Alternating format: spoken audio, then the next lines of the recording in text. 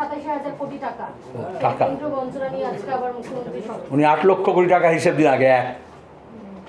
আর BJP এত সব কথা না বলে আমরা বলেছি সেন্ট্রাল গভর্নমেন্ট একটা হোয়াইট পেপার দিক, কোন খাতে কত টাকা দিয়েছেন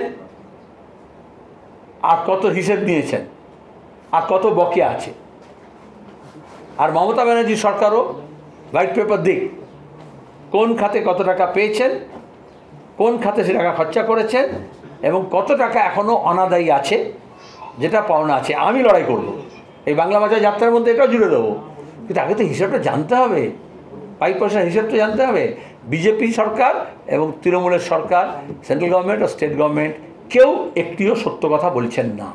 যদি বলতেন তাহলে তাদেরকে হোয়াইট পেপার করে দিয়ে রাখতে হবে।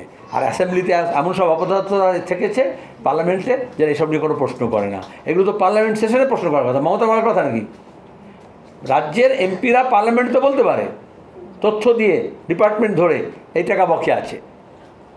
আর বিজেপি নেতারা তো এখানে পশ্চিমবঙ্গে অ্যাসেম্বলিতে ধরতে পারে যে কত টাকা পেয়েছেন, কত টাকা আছে। কিন্তু আমি আবার বললাম, গোটা স্ট্যাটিস্টিক্স ডিপার্টমেন্টকেই কেন্দ্র এবং রাজ্য সরকার তুলে দিয়েছে। এসব তথ্য তোমরা মাঝে মধ্যে বলে দিক ওদিক, মমতা বললে, শুভেন্দু বললে, অন্য কেউ বললে, কারণ অন্য কোনো সোর্স নেই ইনফরমেশনের। এখন তো আইএসআই, যেটা ইন্ডিয়ান স্ট্যাটিস্টিক্যাল ইনস্টিটিউট, সেটাকেই তুলে দেওয়ার চেষ্টা করছে বিজেপি সরকার। একে মানে বেবি উইথ দ্য বাথটাব, যাতে আর না रहेगा बात না বাজেগি বাঁশি, কেউ স্ট্যাটিস্টিক্স নিয়ে পড়াশোনাই করবে না স্ট্যাটিস্টিক্স নিয়ে।